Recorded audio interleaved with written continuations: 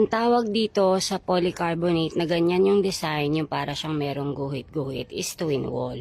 Ang sukat nito na available, yung haba, ang pinakamaikli 8 feet and then 12 feet, tapos 16 feet yung pinakamahaba. So yun lang yung available na haba niya. At ang lapad niya is 4 feet.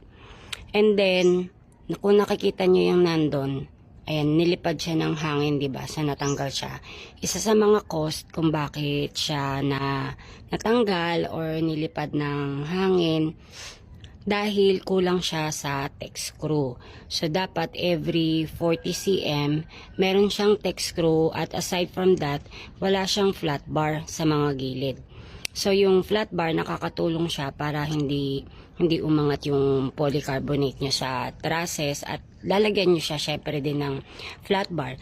At dahil ang haba niya lang ay hanggang 16 feet lang, minsan 'di ba nagkakaroon ng dugtungan. So yung dugtungan dapat meron yung nakalagay na rubber tape. So kung interested kayo, kung malaman kung paano yung proper na installation, subscribe po kayo sa aking TikTok. Yun lang.